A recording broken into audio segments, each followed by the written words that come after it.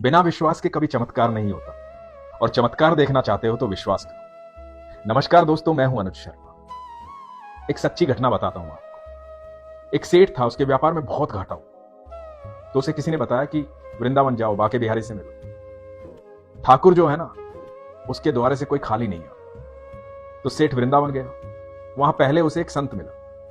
तो उसने संत से कहा कि महाराज, बड़ी परेशानी में चल रहा हूं, बहुत दुखी हूं, व्यापार में बहुत घाटा हुआ है, कुछ ऐसा आशीर्वाद दो कि मेरा व्यापार चल पड़े, सब पहले जैसा हो जाए, सब ठीक हो जाए। संत महाराज ने बोला कि भैया, हम कौन है देने वाले, मांगना है तो बाके बिहारी से मांगो। तो उसने मंदिर का रास्ता पूछा।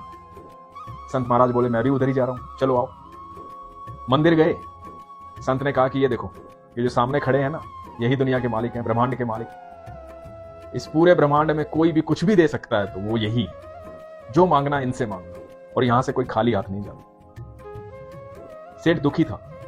जैसे ही ठाकुर जी को देखा, देखते ही आंखों में चमक आ गई, रोम रोम खिल उठा।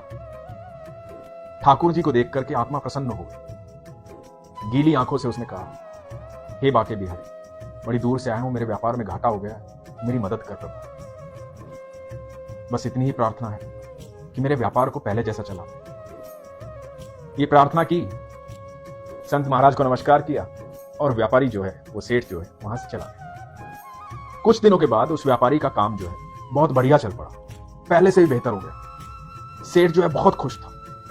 सेठ का विश्वास बाके बिहारी में बहुत ज्यादा मजबूत हो गया। तो अब वो जब भी समय लगता, वृंदावन आता, बाके बिहारी के दर्शन करता, ठाकुर जी से मिलता और वापस चला जाता। ये सिलसिला कई सालों तक चला। वो कभी भी कुछ भी नया करता, जीवन में कोई भी खुशी आती तो सीधा वृंदावन आता, ठाकुर जी से बात करता, ठाकुर जी को बताता और अपने घर चला जाता। अब समय बीतने के साथ साथ वो उम्र में बूढ़ा हो गया। जब बूढ़ा हो गया तो उसका स्वास्थ्य खराब हो गया। अब बड़ी इच्छा थी उसकी ठाकुर जी के पास जाने की, लेकिन जा नहीं पा रहा।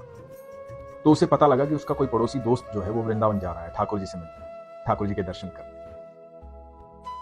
तो ये सेठ अपने दोस्त के पास गया, उसको बोला कि ये 750 रुपये लो, और एक काम कर देना, वृंदावन जा रहे हो, मेरे ठाकुर को पोशाक लेकर के वहां पे उन्हें पोशाक पहना देना, उनकी सेवा में ये पैसे लगा देना, और उनको बोलना कि मैं ठीक हूं, स्वस्थ हो जाऊंगा, और जब स्वस्थ हो जाऊंगा तो जरूर आपसे मिलने आऊंगा। दोस्त ने पैसे लिए, दोस्त वृंदावन गया। वहां जाकर के उसने पोशाक खरीदी ठाकुर जी के लिए, सेवा में पैसे लगाए।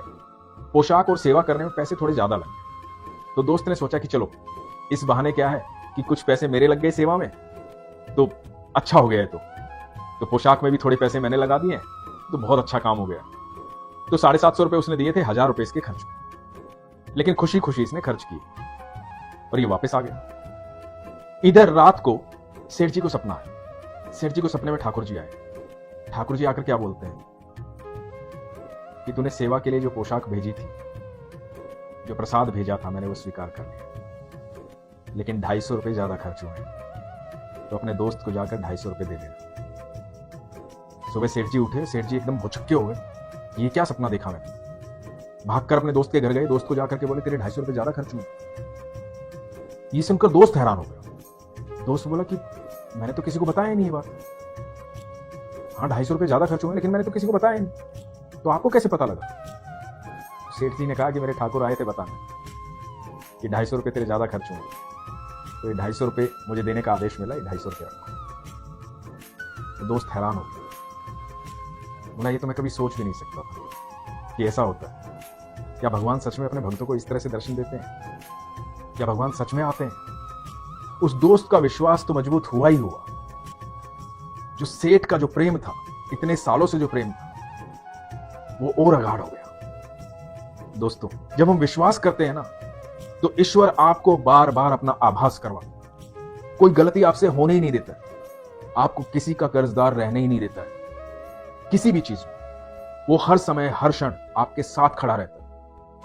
स्वप्न के रास्ते किसी व्यक्ति के माध्यम से आपके पास आता है, आपको बताता है कि आपको ये करना चाहिए, आपको ये करना चाहिए। जब आप ईश्वर के भक्त हैं, उस पर विश्वास करते हैं, तो आप चौकन्ने रहिए, क्योंकि ईश्वर आपके साथ चल रहा है, ईश्वर आपके साथ है।